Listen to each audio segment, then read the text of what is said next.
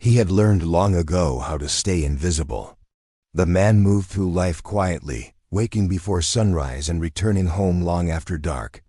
He worked wherever work was offered, sometimes lifting boxes, sometimes cleaning, sometimes fixing things other people did not want to touch. He never complained. Complaining never paid bills. Silence did. That morning, he stood at the edge of a small private airfield, holding a worn travel bag. The jet in front of him was sleek and white, shining like it belonged to another world. He had never flown like this before. A last-minute job had put him here, escorting equipment for a company that did not bother learning his name. Inside the terminal, voices were low and confident. People in sharp suits talked about numbers, deals, and time. No one noticed him. No one asked where he came from or where he was going. That was normal. He blended into the background like furniture. When boarding began, he stepped onto the jet carefully. The interior smelled new clean leather, soft lights, quiet power. He chose a seat toward the middle, away from the important people in front. He placed his bag at his feet and sat still, hands folded. Across the aisle, a man in expensive suit spoke sharply into a phone. His voice carried authority, impatience, control. He looked like someone who had never been told no. The man barely glanced at anyone around him, already living somewhere far above this flight. The engines hummed. The jet lifted smoothly into the sky. At first, everything felt calm. The man stared out the window, watching the ground shrink until it looked unreal. He thought about the job waiting on the other side. It would not pay much, but would pay enough to keep going. Then the seatbelt sign blinked. The jet shook once. Light turbulence, the crew said. A minute later, it shook again, harder this time. The man tightened his grip on the armrest. Conversations paused. A few heads turned. Another jolt came, sharper than the last. The lights flickered. The hum of the engine changed, lowering into something strained. A flight attendant moved quickly down the aisle, her face tight but controlled. She smiled when people looked at her, but her hands trembled slightly as she checked overhead bins. The man felt something twist in his stomach. This was not normal turbulence. A loud bang echoed through the cabin. Someone screamed. The jet dipped suddenly, weightless for a terrifying second before slamming downward. Bags fell. A glass shattered. The calm, polished world cracked open into fear. The man in the expensive suit was thrown sideways. He hit the armrest hard, then the floor, where something heavy pinned his leg. He shouted in pain, his phone skidding away across the aisle. Smoke drifted from the front of the cabin. The jet kept shaking. The crew shouted instructions, but panic drowned their voices. Passengers fumbled with belts, some crying, some frozen. The smell of burning filled the air. The man unbuckled slowly, heart pounding. Every instinct told him to stay seated, to protect himself, to wait for help. That instinct had kept him alive his whole life. But his eyes found the man on the floor. The suited man tried to move. He couldn't. His leg was trapped under a fallen panel. His breathing came fast and shallow. Fear replaced power in his eyes. "Help," he said, not commanding now, begging. Smoke thickened. The jet tilted again. Someone rushed past, pushing toward the back. Another person stumbled, stepping over the trapped man without stopping. The man in the middle seat stood up. His legs felt heavy, but he moved anyway. He crouched beside the trapped man, coughing as smoke burned his throat. "Don't move," he said calmly, though his own voice shook. The trapped man looked at him, really looked at him, for the first time. He saw not a uniform, not authority, just a tired face and steady eyes. The jet lurched violently. A sharp alarm began screaming from the cockpit. "We're losing altitude," someone yelled. The man grabbed the fallen panel. It was heavier than it looked. He strained, muscles burning. It barely moved. "Leave me," the trapped man said, panic breaking through. "Just go." The man shook his head. "Not yet." Another jolt slammed them both into the floor. Something cracked overhead. The lights flickered again, then dimmed. The man adjusted his grip and pulled with everything he had. Pain shot through his arms. His breath came in harsh gasps. The panel lifted just enough for the trapped man to pull his leg free, but then it slipped. The panel crashed back down, narrowly missing the man's hand. The trapped man cried out, pain flashing across his face. The jet screamed as it dropped again. The man wiped sweat from his eyes. He could hear his own heartbeat, loud and fast. Fear clawed at him now, raw and real. He thought about all the times he had been told to know his place, to not get involved, to survive by staying small. He grabbed the panel again. This time, he wedged his shoulder under it, using his whole body. Slowly, painfully, it lifted. "Now!" he shouted. The trapped man pulled free and scrambled backward. The man collapsed to one knee, chest heaving. A crew member rushed forward, dragging the injured man toward an exit seat. The man stood again, dizzy, lungs burning. The jet tilted sharply. "Brace!" Someone screamed. The man barely made it back to his seat before the world slammed sideways. The sound that followed was not one noise, but many metal tearing, glass breaking, bodies colliding. The jet skidded, bounced, screamed against the ground. Then silence. For a moment, no one moved. The man opened his eyes slowly. His head rang. His body hurt everywhere, but he was alive. Smoke filled the cabin, but fire had not taken hold. Emergency lights glowed red. People began to cry, not in panic now, but relief. The injured man in the suit was gone, taken forward by crew and rescuers. He never looked back. He never saw the man who had lifted the weight that saved his life. The man sat still, hands shaking. He had acted without thinking. He had done what no one else did. And he had no idea that the man he saved was one of the most powerful people in the country. Nor did he know that by morning, his quiet and visible life would be gone forever. The jet's emergency lights painted everything red, like the cabin had been dipped in warning. Smoke curled along the ceiling in slow, ugly ribbons. The air tasted like burned wires and fear. People coughed, cried, and called out names. A few sat frozen, still strapped in, staring ahead as if their bodies had landed, but their minds were still falling. The man forced himself to move. His legs felt shaky, and his ears rang hard enough to make the world wobble. But he unbuckled and stood, bracing a hand on the seatbacks as the jet groaned around them. Outside, he could hear wind and distant shouting. Somewhere far away, sirens began to rise. "Everybody stay low," a crew member shouted. "Follow the lights, move to the exit." A passenger rushed past, pushing others aside. Another tried to grab a bag from the overhead bin. The crew member slapped the bin shut. "Leave it," she snapped. "Leave everything." The man turned his head, searching through the smoke. The suited man, the one who had been trapped, was not where he had been. He had been dragged forward. The man could not see him now. He should have felt relief. Instead, a strange heaviness sat in his chest. The kind that came after danger, when the body realized how close death had been and didn't know what to do with the memory. A loud crack echoed from the front, and several people screamed again. "Move!" the crew member yelled. "Now!" The man stepped into the aisle and helped an older passenger stand. The person's hands shook so badly they could barely unclip the belt. The man leaned in, unclipped it quickly, and guided them forward. They moved slowly, bent low, coughing into their sleeves. Near the front, a section of the cabin wall looked warped.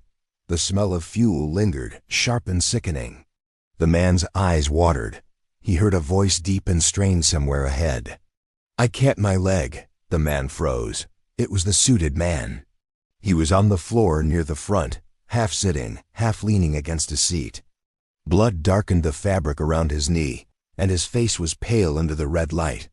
His jaw clenched hard as he tried to control his breathing. Two crew members hovered near him, but they looked overwhelmed. One of them had a cut on her forehead. The other kept glancing back at the smoke. "We need to get him out," she said. "He can't stand."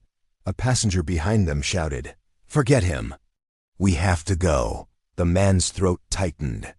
He knew that kind of voice. He had heard it in crowded rooms, in hard times, in moments when people decided someone else was too much trouble to save. The suited man looked up, eyes wild. For a second, he didn't look powerful. He didn't look rich. He looked like a man who had lost control of everything he believed made him untouchable. His eyes met the man's. Recognition flickered. Not because he remembered his face, he didn't, but because he remembered the moment, the weight lifting, the hand reaching when no one else did. "You," the suited man whispered, voice rough. The man didn't answer.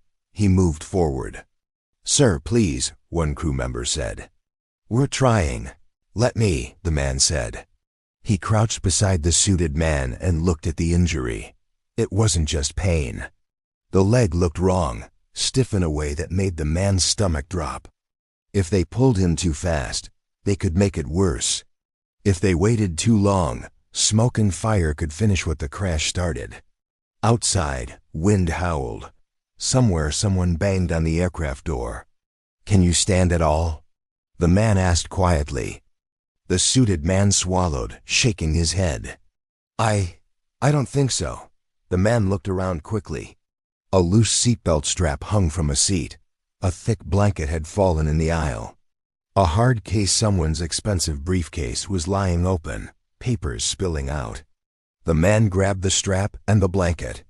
He wrapped the blanket around the suited man's shoulders and chest to protect him from the cold air outside. Then he looped the strap under the suited man's arms, making a simple hold. "I'm going to pull," the man said. "You lean into me. Don't fight it." The suited man stared at him, breathing hard. "Why are you doing this?" The man paused, just long enough to feel the weight of the question. "Because you're here," he said.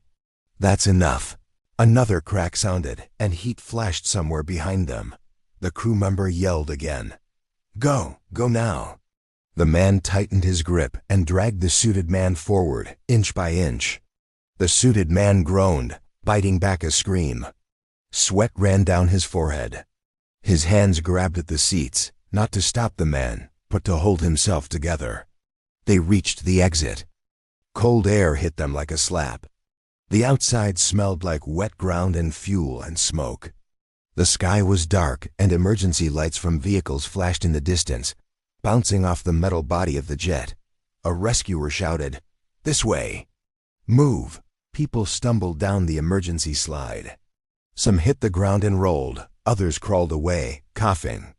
The man lowered the suited man carefully toward the slide. "I can't," the suited man said, panic returning. "I can't do that." "You can," the man said firmly. "I'm right here." The suited man's eyes filled with something the man did not expect: shame. Like he had spent his whole life being carried by power, but now it took a stranger's hands to keep him alive. The man positioned him and pushed him gently onto the slide.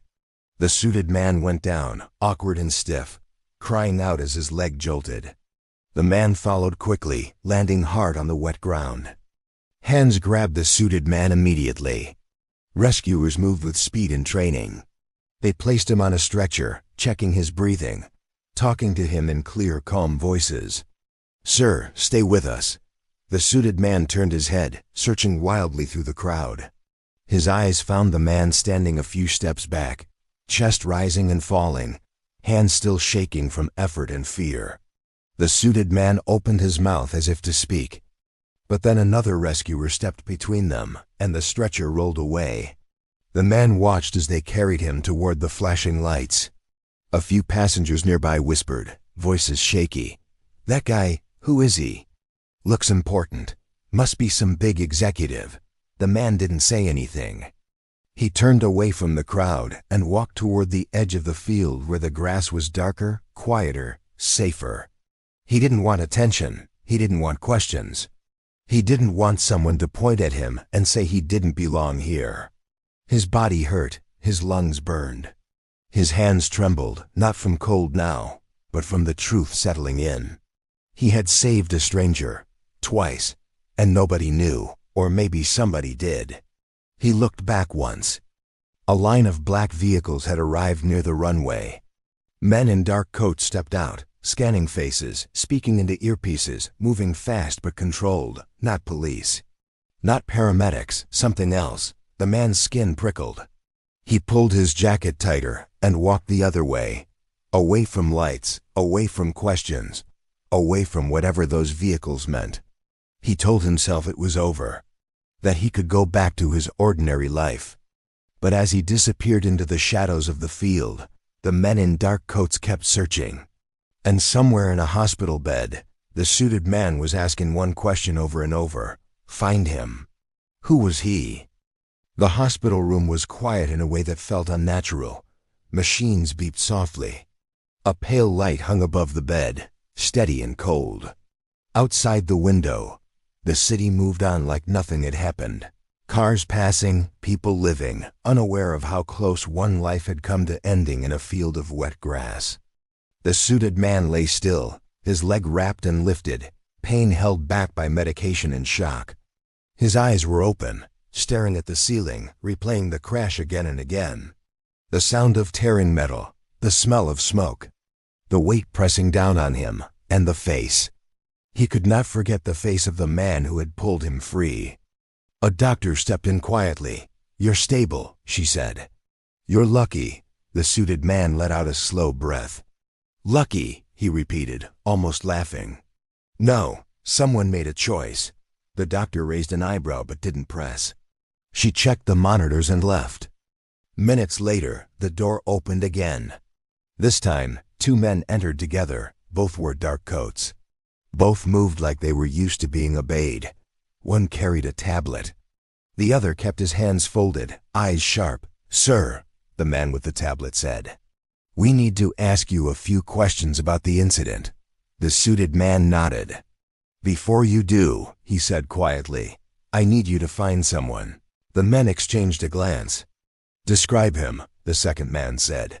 The suited man closed his eyes briefly, then opened them. He was sitting in the middle of the cabin, quiet, worn jacket, didn't hesitate. He saved me. The man with the tablet tapped the screen. We've reviewed passenger lists. There are several. I don't care about the list, the suited man interrupted. His voice sharpened, the edge of authority returning. I care about the man who stayed when everyone else ran. The men nodded. We're reviewing footage, the tablet man said. Security cameras, emergency recordings. Good, the suited man said. Because if you don't find him, I will. Back at the crash site, long after the fire was controlled and the passengers were gone, the field was sealed off. Floodlights turned night into harsh white day. Pieces of the jet lay scattered like broken bones. A group of investigators moved through the wreckage slowly. On a portable screen, grainy footage played. Shaking images, smoke, chaos. Then it stopped. The image froze on a man crouched beside another, lifting a heavy panel with his shoulder, teeth clenched, face tight with effort. One of the investigators leaned closer. Zoom in. The image sharpened slightly. There, the tablet man said. That's him. Hours later, the man sat alone on a bus, head leaning against the window. Dawn crept across the sky, soft and pale. His body ached with a deep, bone-level pain. He stared at nothing, replaying the night in his head. He had done the right thing. That thought brought no comfort. Doing the right thing had never made life easier before. He got off the bus near his neighborhood. The buildings were old, quiet, and familiar. He walked the last few blocks slowly, each step heavier than the last. Inside his small apartment, he dropped his bag and sat on the edge of the bed. The silence pressed in. His hands still trembled when he looked at them. He turned on the television without sound. News footage filled the screen. Private jet makes emergency landing after midair failure, the headline read. Blurry images of the wreckage appeared. Flashing lights, emergency crews. Then the screen changed. Sources confirm a high-profile business leader was among those injured. The man's stomach tightened. He turned off the TV. He didn't want to know. He lay back and stared at the ceiling, waiting for sleep to come. It didn't. Across the city, in a quiet hospital room, the suited man watched the same footage on a tablet. He leaned forward when the image paused on the rescuer. "That's him," he said firmly. "Can we release his name?" one of the men asked. "No," the suited man said. "Not yet. Why?" The suited man's jaw tightened. "Because people like him don't act for attention.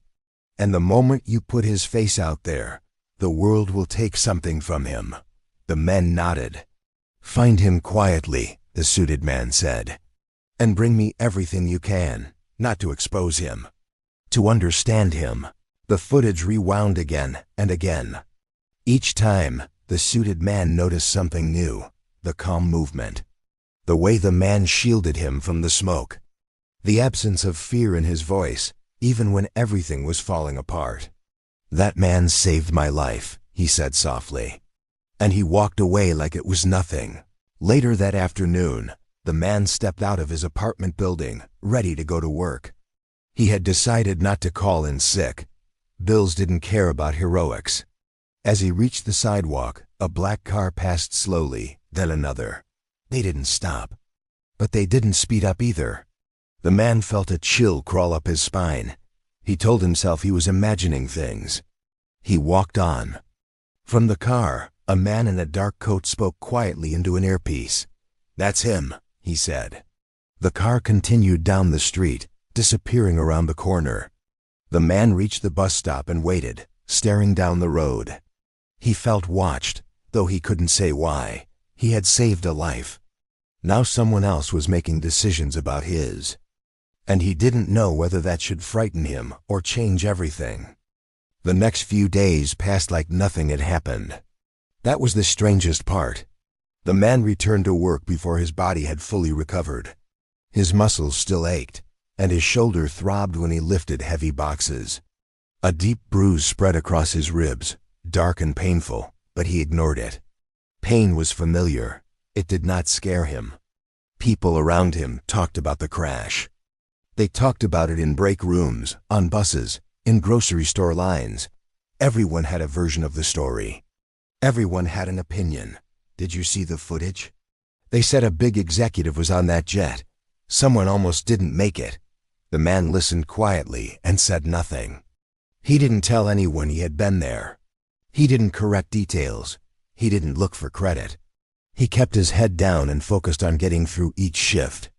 At night, he dreamed of alarms and smoke. He woke with his heart racing, sweat on his skin. Then he washed his face, drank water, and reminded himself that the danger was over. Or at least, that's what he wanted to believe. One evening, as he walked home from work, he noticed a car parked across the street from his building. Black, clean, too new for the neighborhood. Someone sat inside, engine running. He passed it without slowing down. When he glanced back from the corner, the car was gone. The next morning, he found a missed call on his phone. No name, no message. He ignored it. Across the city, the suited man sat upright in his hospital bed. Documents spread across the tray table. His leg was immobilized, but his mind was sharper than ever. "What do we have?" he asked. The man with the tablet spoke carefully. "He lives alone, works temporary jobs, no criminal history, no lawsuits. No social media." The suited man nodded slowly. "No debt?" "Some," the man said. "Normal, rent, medical bills. Nothing extreme. Family? None nearby. He keeps to himself." The suited man leaned back. "He doesn't fit the world I know." "Most people don't," the other man said. The suited man looked back at the paused image on the screen, the rescuer lifting the panel, jaw clenched, eyes steady. "He could have walked away," he said. "Everyone else did." "What do you want to do?" the man asked. The suited man didn't answer right away. He stared at the ceiling, remembering the fear, the helplessness, the way his power had meant nothing in that cabin. "I want to meet him," he said finally. "But not like this." He gestured at the room, the equipment, the titles. "How then?" The suited man smiled faintly. like a man who owes his life. Back in the neighborhood, the man cooked a simple meal. He ate alone at the small table by the window. Outside, children played in the street. Someone laughed. Life went on. A knock came at the door. He froze. The knock was calm. Not loud, not aggressive. He stood slowly and opened the door a few inches. No one was there. He looked down. A folded envelope lay on the floor. No return address. No name. He picked it up, turned it over, then shut the door and locked it. Inside the envelope was a simple card. "Thank you for doing what you didn't have to do." No signature. The man sat down heavily, card in his hands. His chest tightened. His throat burned. He didn't know why the words affected him so much. He had never expected thanks. He had never looked for it. But seeing it, in quiet ink, made the night on the jet feel real again. Someone knew. The next morning, he stepped outside to go to work. 3 black vehicles waited at the end of the street. They didn't block the road. They didn't flash lights. They just waited, engines humming, patient and certain. Neighbors stood on porches, pretending not to stare. Curtains twitched. The man stopped walking. A door opened on the middle vehicle. A man in a dark coat stepped out. He didn't rush. He didn't raise his voice. "Sir," he said politely, "we'd like to talk." The man's heart pounded, but his face stayed calm. "About what?" "About the jet," the man replied. Silence spread across the street. The man glanced back at his building, his small apartment, his ordinary life.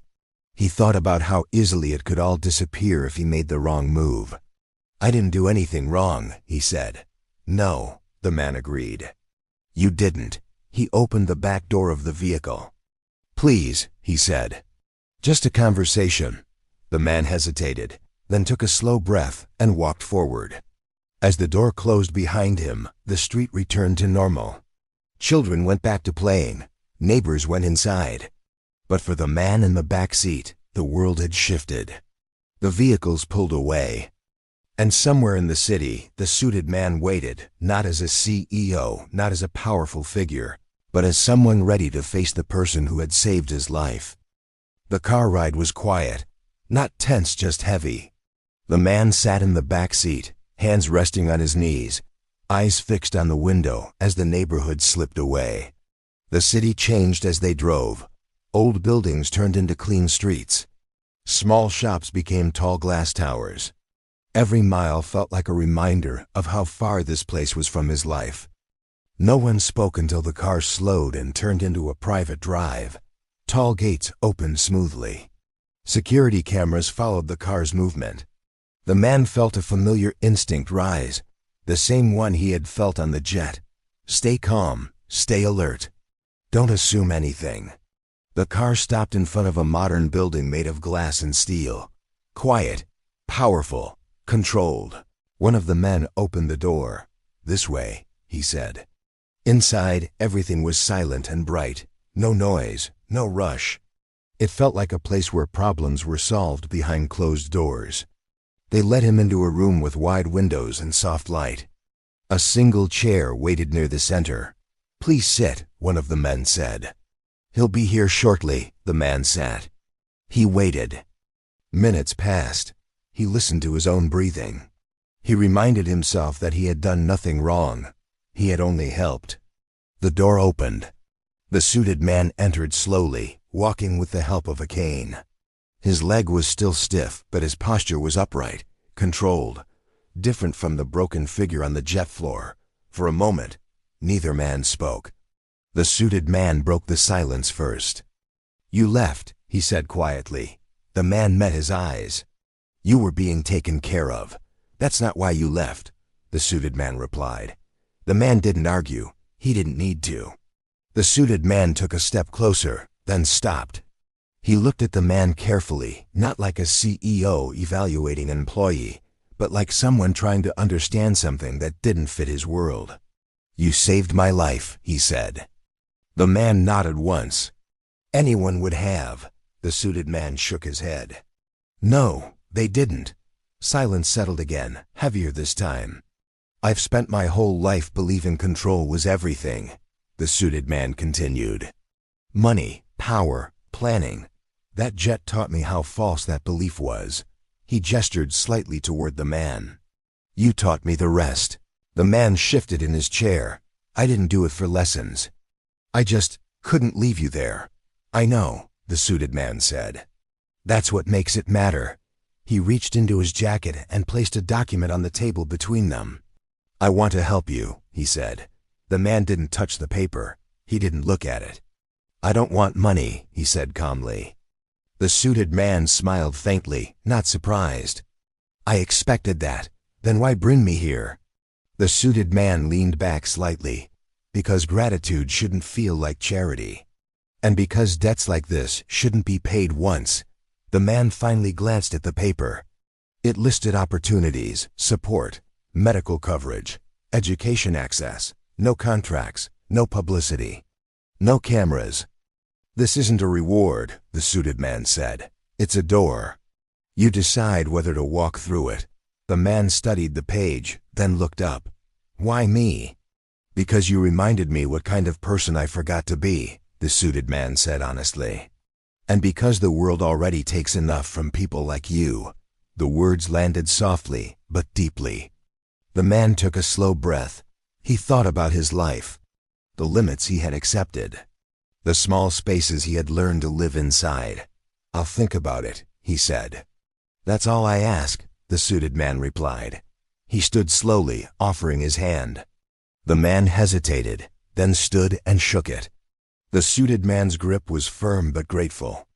As the man was escorted back to the car, the suited man remained by the window, watching him leave. For the first time in years, the suited man felt something close to humility. And for the first time in his life, the man realized that saving someone else might finally allow him to save himself. The man did not make a decision right away. That night, he returned to his apartment exactly as he had left it. Same narrow hallway, same flickering light above the door, same quiet room that held everything he owned. The paper the suited man had given him stayed folded in his jacket pocket. He cooked dinner slowly, letting the normal routine steady him. He ate, washed the dishes, and sat by the window, watching headlights pass below. The city looked the same. But he knew something inside him had shifted. He unfolded the paper at last. The words were simple. No pressure, no deadlines, no hidden language. Just options, health care support, stable work training, help finding long-term housing. Not promises of wealth. Not miracles, just a chance at breathing room. He had never been offered breathing room before. The next morning, he went to work as usual. He lifted boxes. He followed instructions. He kept quiet. But people looked at him differently. One of the supervisors pulled him aside. You were on that jet, right? He asked. The man hesitated. Yes, the supervisor studied him for a moment. You did something brave, the man shrugged. I did what I could. By lunchtime, more people knew, not details, just whispers. A rescue, a crash, a man who didn't run. None of it felt comfortable. That afternoon, his phone buzzed again. Same unknown number. This time, he answered. I'm not calling to rush you, the voice said. It was the suited man's. Calmer now. Softer. I just wanted to say something I didn't say before. The man listened. You didn't save me because of who I was, the suited man continued. You saved me because of who you are. Don't let this moment become a burden. Let it be a beginning. The call ended before the man could reply. Days passed. Then weeks. The man accepted some of the help, slowly, carefully. He attended a training program that taught skills he had always wanted to learn but never had time for. His shoulder was treated properly. His sleep improved. He still rode the bus. Still wore the same jacket, but he stood a little straighter. Across the city, the suited man changed too. He asked different questions in meetings. He noticed people he once overlooked. He started arriving early, leaving late not to control, but to listen. People noticed. Some didn't like it. Why are you doing this? One executive asked during a closed-door meeting. The suited man answered simply, "Because I owe my life to someone the system forgot." The room fell silent. Back in the neighborhood, the man found himself helping others without thinking, carrying groceries, fixing broken steps, listening when people talked. He had always done these things, but now people saw him doing them. One evening, he received another envelope. This one was heavier. Inside was a simple note: "You don't have to walk alone anymore." And beneath it, a key. Not to a mansion, not to a fantasy. To a modest place closer to opportunity. Safer, warmer. A step forward, not a leap. The man held the key for a long time. He realized then that the true gift wasn't money or connections. It was being seen. And once seen, he could never go back to being invisible. The attention did not arrive all at once. It came in pieces. A look held a second longer than normal. A pause in conversation when he entered a room. A question asked carefully, as if people were unsure how much they were allowed to know. The man felt it everywhere. At first, he tried to ignore it. He focused on his training, on the steady rhythm of learning something new, something that felt like progress instead of survival. He kept helping where he could, kept his routine simple. But the world had noticed him now, and the world did not always know how to be kind. One afternoon, as he left the training center, a stranger approached him near the sidewalk. The man was well-dressed, smiling too quickly. "You're the one from the jet, right?" the stranger asked. The man hesitated. "I was there." The stranger nodded eagerly. "I knew it. People are talking." "You must have gotten a big payout." The man frowned. "That's not what happened." The stranger laughed lightly. "Come on, nobody does something like that for nothing." The man felt something tighten in his chest, not anger, but disappointment. He had hoped, foolishly, that the story would stay simple. "I did it because someone needed help," he said. The stranger shrugged. "Sure, but you don't turn down luck when it comes." He walked away, already bored. That night, the man lay awake longer than usual. He stared at the ceiling, thinking about the way people measured worth, about how quickly courage was translated into profit in other people's minds. He wondered if the suited man was feeling the same pressure. Across the city, in a glass-walled office overlooking the skyline, the suited man sat alone after hours. The building was quiet, lights dimmed except for his floor. A news article glowed on his screen. "Unnamed hero in private jet crash refuses publicity." The article didn't mention names. But it didn't need to. Calls had been coming in all day. Media requests. Business partners. Advisors suggesting strategic storytelling. One of them had been direct. "This could be good for your image." The suited man had ended that call immediately. He leaned back in his chair, rubbing his temple. Power had always come easily to him. Control had been his language. But this responsibility felt heavier.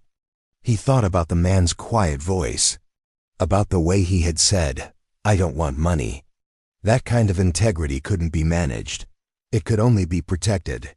The suited man stood and walked to the window. The city lights looked fragile from this height. He realized how close he had come to never seeing them again. "I won't let them use you," he said aloud, to no one. The next morning, the man received a message asking him to come by the training center early. When he arrived, the coordinator looked uneasy. "There are some people asking about you," she said. "They say they're journalists." The man felt his stomach drop. "I didn't agree to that." "I know," she said quickly. "I didn't let them in." "But it might not stop." The man nodded slowly. He had expected this moment. He just hadn't known how it would feel. Later that day, his phone rang again. This time, he didn't wait for the suited man to speak. "I don't want attention," the man said quietly. "I just want to live." There was a pause on the line. "I know," the suited man replied. "And that's exactly why this matters."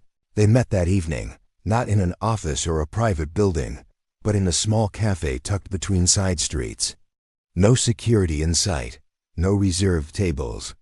Just two men sitting across from each other, steam rising from their cups.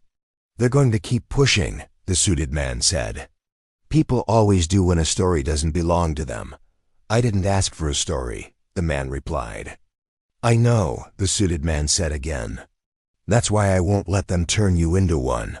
The man studied him. "Why are you doing this?" The suited man didn't answer right away. He looked around the cafe at the ordinary lives unfolding around them. "Because when I was trapped on that jet," he said finally, "everything I thought made me important disappeared. And the only thing that mattered was the person who chose not to leave."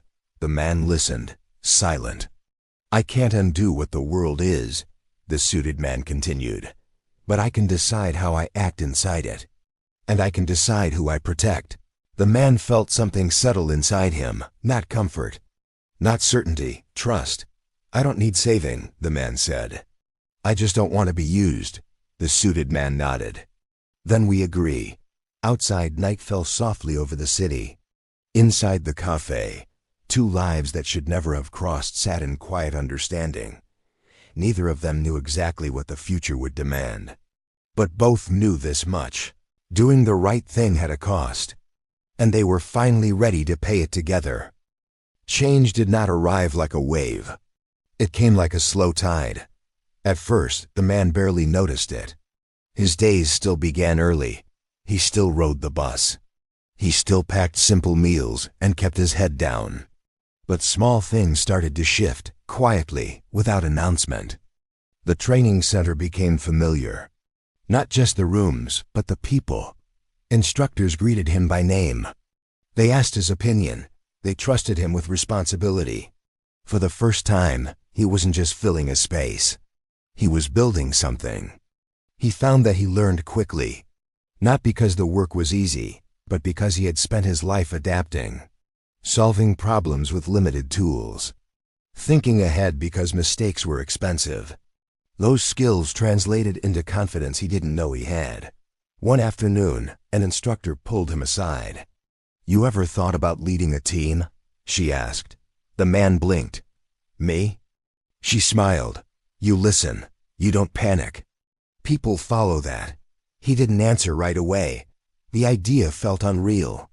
Leadership had always belonged to other people. Louder people. Better dressed people. People who weren't him. That evening, he walked through his neighborhood more slowly than usual. He noticed things he hadn't before.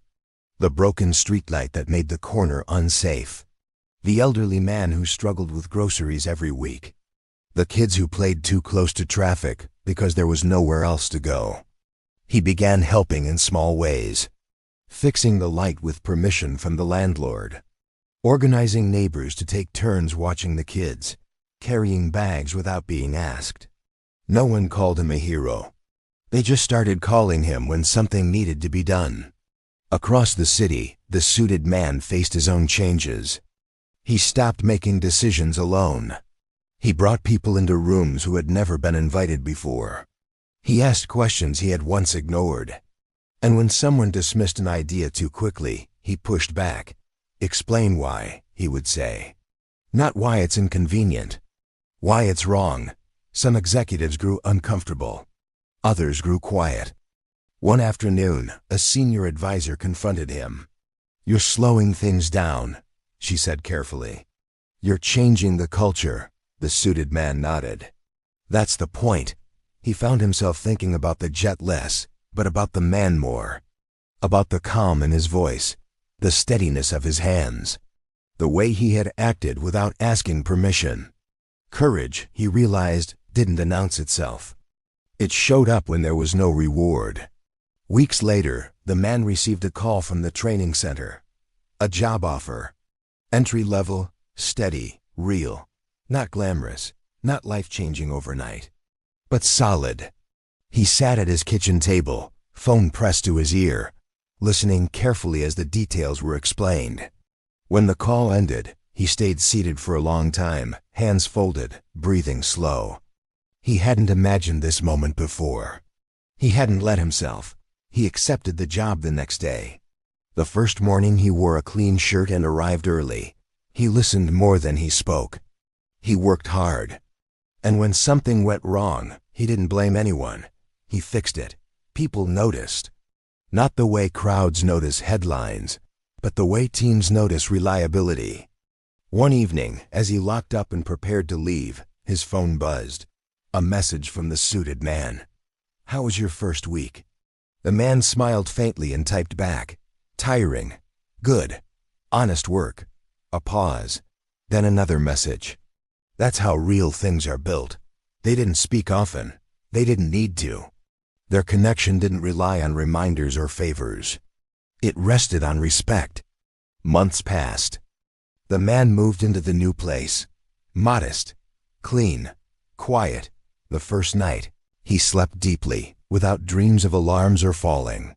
When he woke, sunlight filled the room instead of street noise. He stood by the window and realized something startled him. He felt safe, not because danger was gone from the world, but because he no longer felt alone in it. At work, he was asked to help train someone new. He hesitated, then agreed. As he showed the new hire the ropes, he heard himself say things he had once needed to hear. "Take your time. It's okay to ask questions. Everyone starts somewhere." The words felt right. Across the city, the suited man sat in another meeting. This one ended differently than it used to. People stayed afterward. Conversations continued. Ideas were shared instead of guarded. As he gathered his things, he caught his reflection in the glass wall. He looked older, tired, but clearer. He thought about the night everything had almost ended. About how easily his story could have been cut short. And how someone else's quiet courage had extended it. He understood now that change wasn't loud. It was patient. It was daily. It was choosing, again and again, to act like the world could be better, even when no one was watching. The man locked his door that night and turned off the light. As he lay down, he thought about the life he was building. Not fast, not perfect, but real, and for the first time, he looked forward to the morning, not because something dramatic might happen, but because he had finally become someone he could recognize. The tide had come in, and it was still rising. The man never thought of himself as someone with a story. For most of his life, he believed stories belonged to other people, the loud ones, the powerful ones, the ones whose names carried weight. He believed his role was simple: work, endure, survive, nothing more. But standing at the bus stop one quiet morning, watching the sun rise over the city, he realized something had changed. Not the world. Him. He no longer felt invisible. The job had settled into a steady rhythm. He was no longer the newest face. People asked for his input. They trusted him with decisions. When problems came up, others looked to him first, not because of authority, but because he stayed calm when things went wrong. That calm had been earned the hard way. One afternoon, a small incident at work brought everything full circle. A machine malfunctioned, and panic spread through the room. Voices rose. Someone froze. The man stepped forward. "Stop," he said, not loudly but clearly. Everyone listened. He shut the machine down, secured the area, and guided people back to safety. No drama, no anger, just action.